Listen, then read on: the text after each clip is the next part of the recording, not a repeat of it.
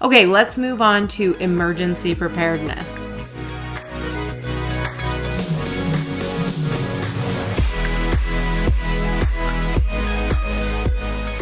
Let me say, as a child, a heavy focus on emergency preparedness can make you an afraid child. I remember being confused as a child because we're taught to love Jesus and want to be with him again. But we're also taught that when he comes, he's just going to do like horrific things that we have to be prepared or we're going to suffer. And so I remember being more afraid of Jesus than loving Jesus as a kid. I remember literally thinking, I don't want Jesus to come. Like, I'm happy with my life and I want to live my life, and I don't want Jesus to come with hellfire and brimstone and mess up everything that I love. Like, I always hoped that Jesus would come after my lifetime. Also, I think when you have this idea that Jesus could come at any time and it's going to be soon, that anything bad that happens in the world, you go straight to doomsday thinking. And I think that's one thing that I've enjoyed since leaving the church is I don't have like this doomsday feeling all the time. I also had this other epiphany after leaving the church. So yeah, I have all this food. But if there is some apocalyptic situation, my food isn't going to save me. I would have to not only have a ton of guns and ammunition, but a whole posse to follow me to protect my food storage. People who aren't prepared are going to steal from people who are prepared. So all your preparation might be for nothing. Sometimes it just doesn't make sense to me. Anyway, I was doing some fall cleaning, because I never do spring cleaning. Spring cleaning is when I'm like, yay, I get to go outside again. Woo! But when fall hits, and that's when I start wanting to do some cleaning, because now I'm stuck in my house, and we've been having so much fun during the summer, running around, doing all the stuff that we love. Then we come back to our house and we're like, oh yeah, it's a bit neglected. So I've been cleaning up, and look what I found. Found my emergency preparedness kits. These are our 72-hour emergency preparedness kits that are supposed to keep my family alive, and they sit in a certain location in our house where we can grab and go, because if there's an emergency, we're definitely going to be on the run. Where are we running to? I don't know. But they're in backpacks, ready to go. Here we go. Let's start unpacking. We'll start with my food backpack first. So this is a thing that you can put on a huge water bottle jug, and you just like clip the lid in, and then you can carry it on your shoulder, and that way you don't have to, your hands are still free. So this helps you carry your water, and our water's in a separate place. Here is a smash box of cereal, and if I could find an expiration date, I'd tell you it does not look in good condition. Some peanut butter crackers for my kids. More like peanut butter crumbs.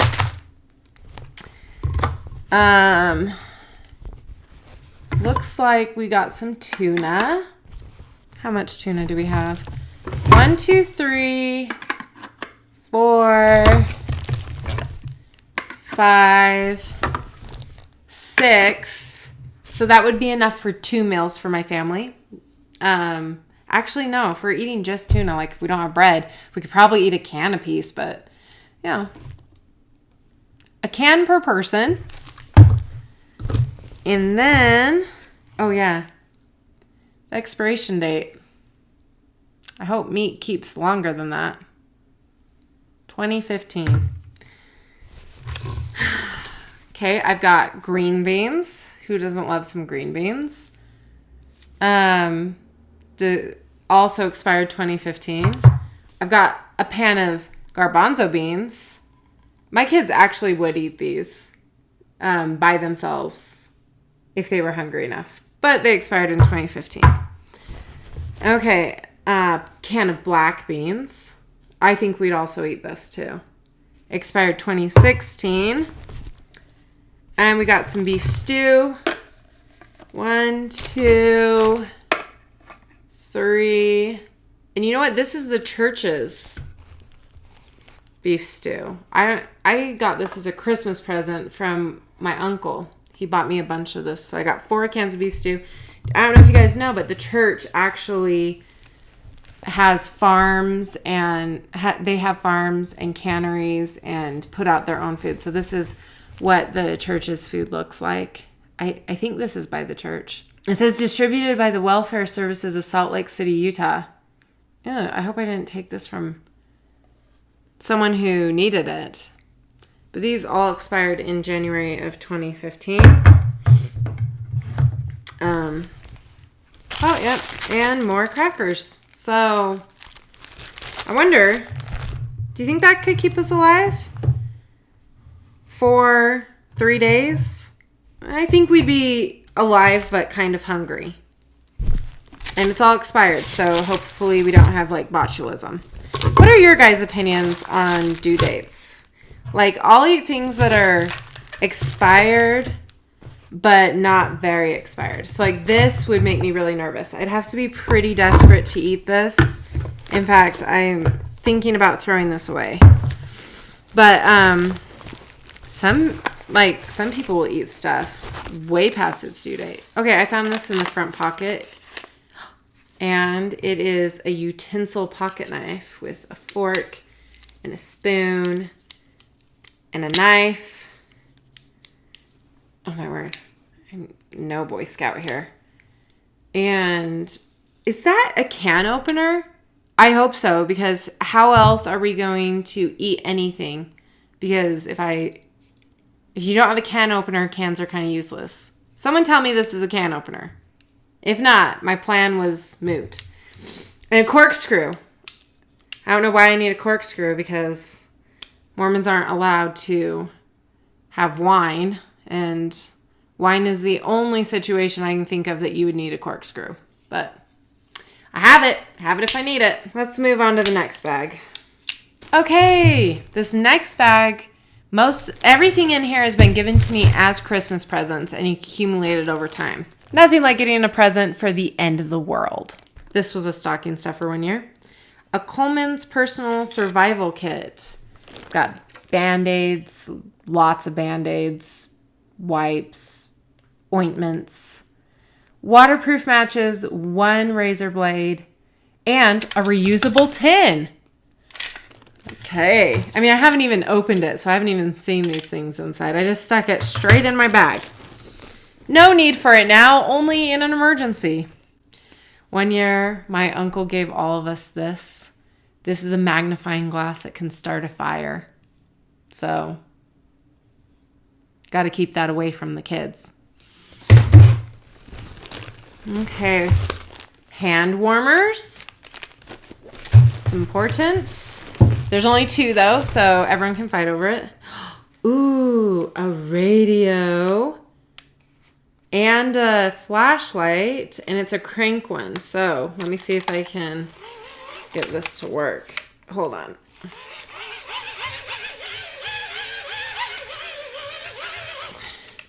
Okay, there's a little light. Did you guys see the light? Okay, there we go.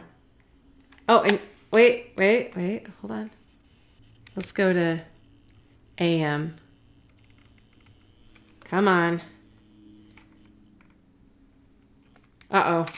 Hold on.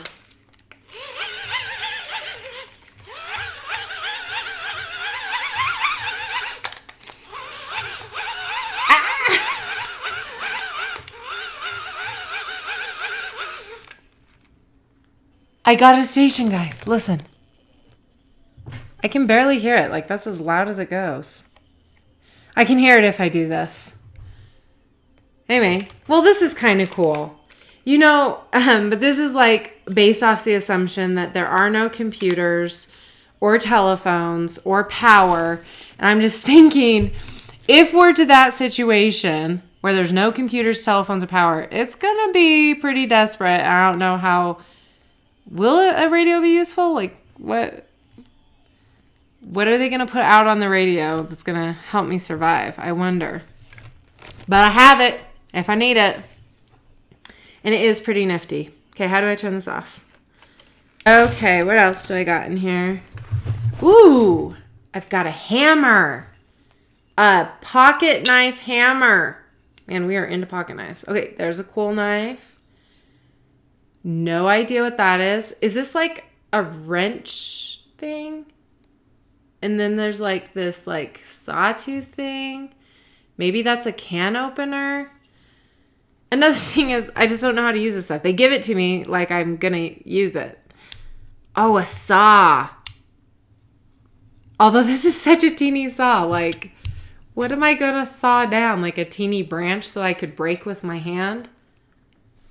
I don't know. Yeah, I just don't even want to think about what I would need a saw for. Oh, look, a screwdriver. That's something I know how to use. A Phillips. I even know that it's a Phillips. Go me.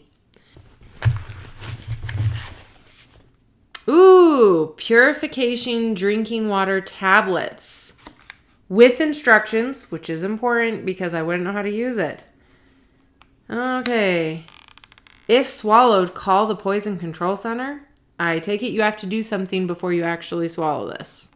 Better keep this away from the kids too. I wonder how much drinking water this would provide. How long would this last 6 people? 2 bottles. Okay, it says add 2 tablets to 1 quart or liter of water. I wonder how many tablets are in it though. There's 3 tablets. So not very long. Okay. What else is in here? What is this? Oh! Oh, this is to make a fire, like flint and stone. You know, I'm going to use this to make a fire before I use this, unless it's night. Then I'm going to use this. Think I can make it spark? Like, how are you? Who knows how to use this? Ooh, maybe it's like this. This one doesn't have instructions, but I'm sure if I was in a desperate situation, I could figure it out. Okay. Or maybe the radio will tell me how to do it. Radio, how do you use this? Radio, tell me. That's what my kids would do. They think it's an Alexa. Oh, look at this little Relief Society craft thing that we made. We took a pot holder and put a button on it.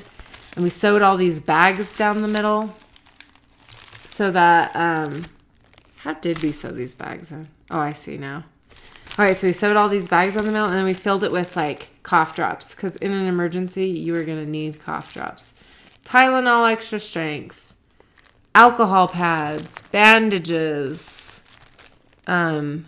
Sting bite pad, ointment, Q-tips, and a little mini sewing kit with 3 buttons and 3 safety pins and 2 rubber bands. This one I think is supposed to just be carried around in your purse, but I put it in my emergency kit.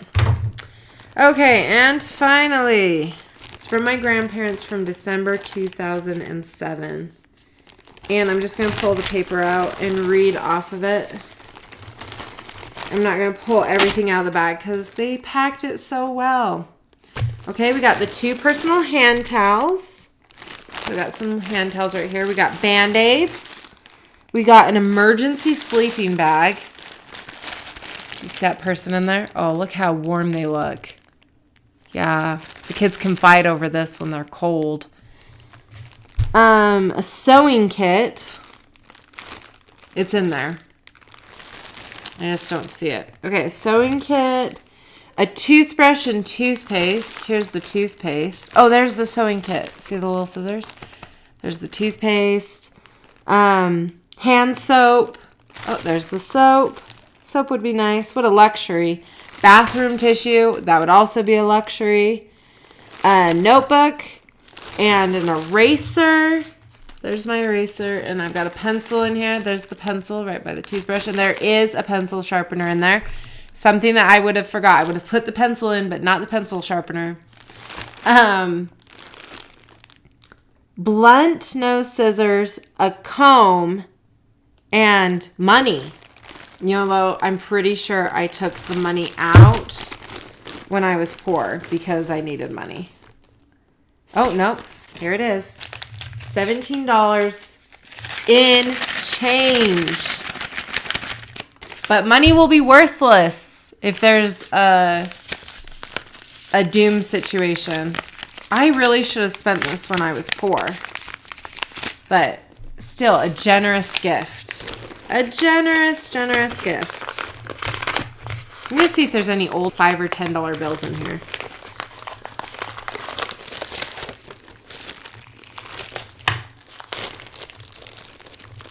Oh, no, it's the new one. Does anyone remember what the old 5s, 10s, and 20s look like? They used to all look like the $1 bill looks today. I saw an old $20 bill the other day, and I was like, what? I haven't seen one of those forever. In fact, the last time I saw a $20 bill, I was a college student, and I was working in a movie theater, and the person we were selling movie tickets, and the person next to me says, we don't take Canadian money. And I looked over because I wanted to see what Canadian money looked like. And I looked over and it was an old $20 bill. So I was kind of laughing and I told the guy, hey, I take Canadian money over here. So he came over to my window and I helped him purchase his ticket. And then once the rush was over, I turned to the girl. She was really young, like just a young high school girl. And I said, this is an old $20 bill. It was the first time in my life that I felt old. Because I knew something that a young person didn't. Anyway, I hope you guys had fun looking at my emergency stuff and listening about my food storage. Tell me what your experiences were with emergency survival and food storage down in the comments. While you're down there, don't forget to like this video and subscribe. I had a ton of fun. Thanks for coming today. I'll see you next time. Until then, keep your world great and spacious. See ya.